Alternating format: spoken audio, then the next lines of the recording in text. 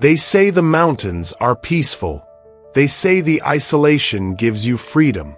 But when the sun sets and the road disappears into the dark, there's a different kind of silence.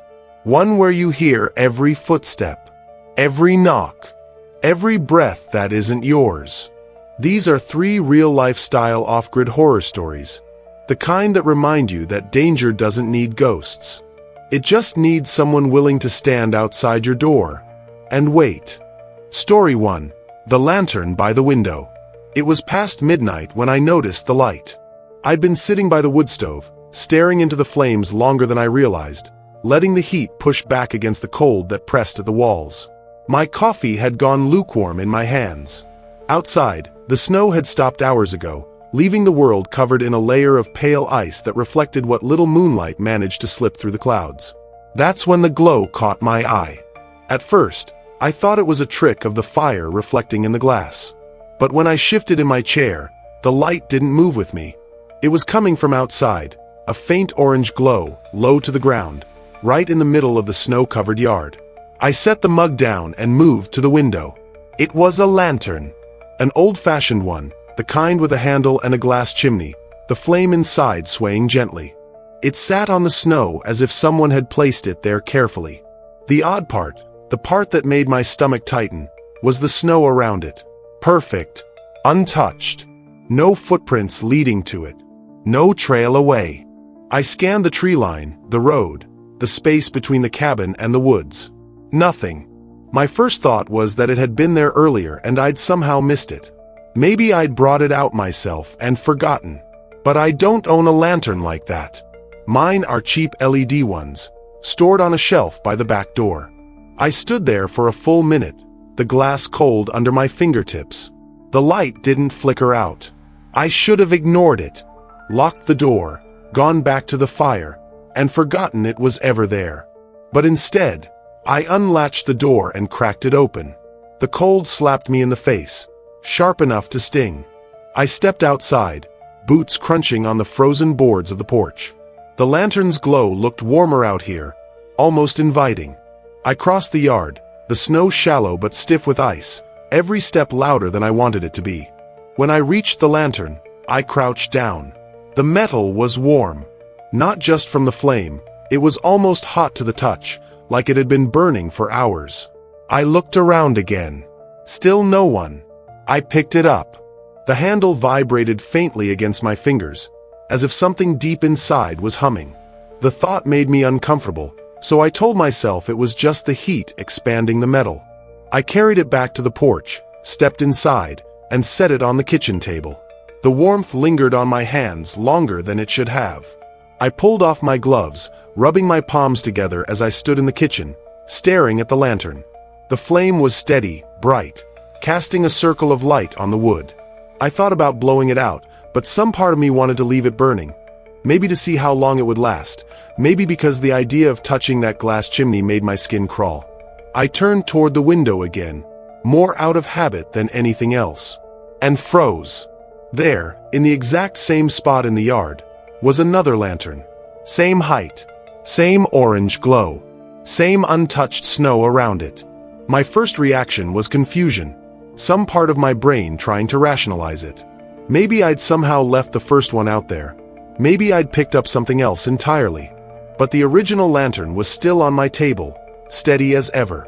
And outside, that second one burned quietly in the cold. I felt my heartbeat in my throat. I didn't go out for the second one. Instead, I turned every lock on the doors, shut the curtains, and sat back down by the stove. The glow from the table felt too bright in the corner of my eye. The other glow, the one outside, burned through the thin space between curtain and wall. Hours passed like that. I didn't sleep. I didn't move. Just sat and listened to the faint crackle of the fire and the soft hiss from the lantern. At some point, I realized the outside glow was gone. No flicker through the curtain, no faint orange bleeding into the snow. I told myself I'd imagined it. That exhaustion and the storm had played tricks on me. When the first gray light of dawn crept through the windows, I finally stood. The lantern on the table was still burning. I expected the glass to be hot, but it was cool to the touch. The flame went out with a single breath. I stepped outside into the brittle morning air. The yard was undisturbed except for my own tracks from the night before. The place where the lantern had sat was marked only by a perfect circle of melted snow, now frozen solid. No footprints. No marks. That night, I put the lantern on the porch. Part of me wanted to see if it would draw the second one back. Part of me wanted to get rid of it entirely. By morning, it was gone. In its place, another perfect circle in the snow. And this time, a third circle, 10 feet closer to the cabin. Story 2, The Unlocked Shed. I keep my tools locked in the shed behind the cabin. Always. Not just because they're expensive, but because out here, it's the only way to make sure things stay where you leave them. A loose hammer or a missing axe can be the difference between fixing something in a storm or sitting in the cold waiting for daylight. That morning was quiet. No wind, no distant sound of chainsaws from other properties, not even the call of a bird. I stepped out to bring in some firewood and saw it immediately, the padlock on the shed door, hanging loose, the shackle open. I stopped halfway across the yard. It wasn't broken. There were no scratches on the metal, no bent hasp. Just unlocked. I know I'd locked it the last time I was in there. I remember hearing the click and tugging twice to make sure it was secure. For a moment, I thought maybe I'd left it open by mistake. But the thought didn't sit right. Out here, you develop habits.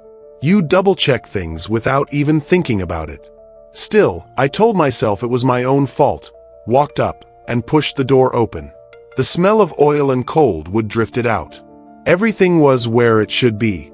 The shelves along the back wall were neat, saws hanging from hooks, the toolbox closed, the stack of firewood untouched. I almost closed the door right there.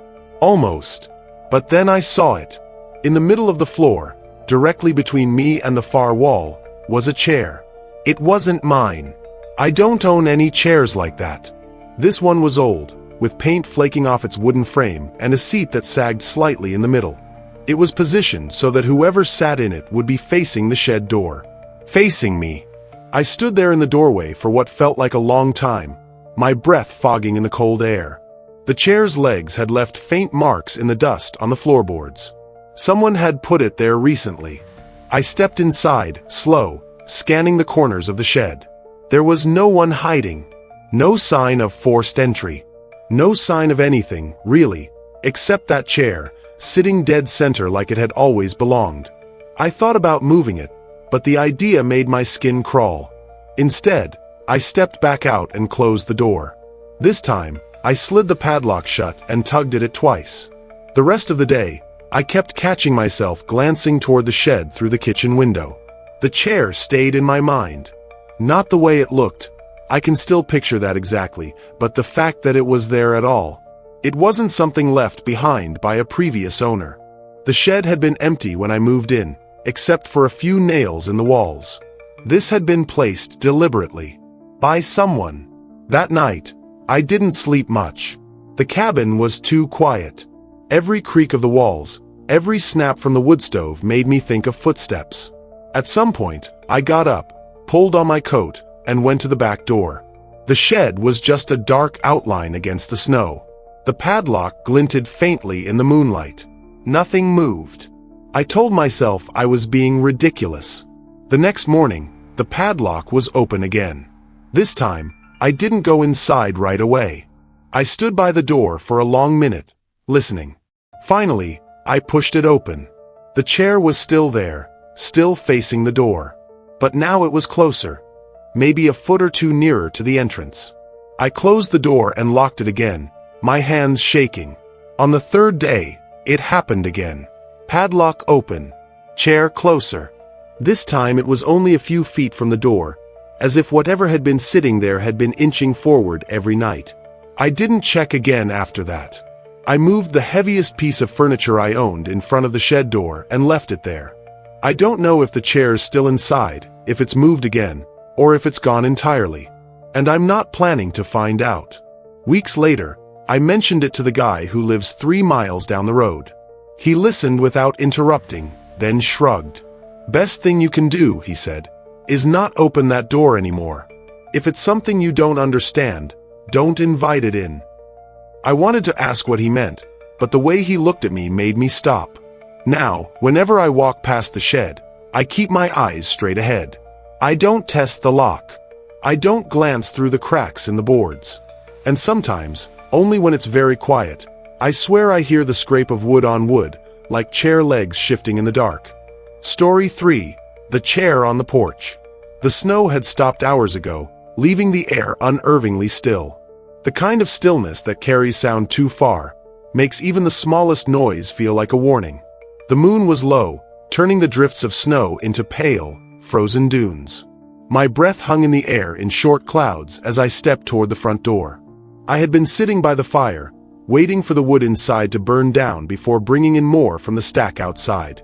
When I opened the door, I froze. There, in the exact center of the porch, sat a chair. It hadn't been there before. I'd been out earlier in the day to sweep snow from the steps, and the boards had been bare.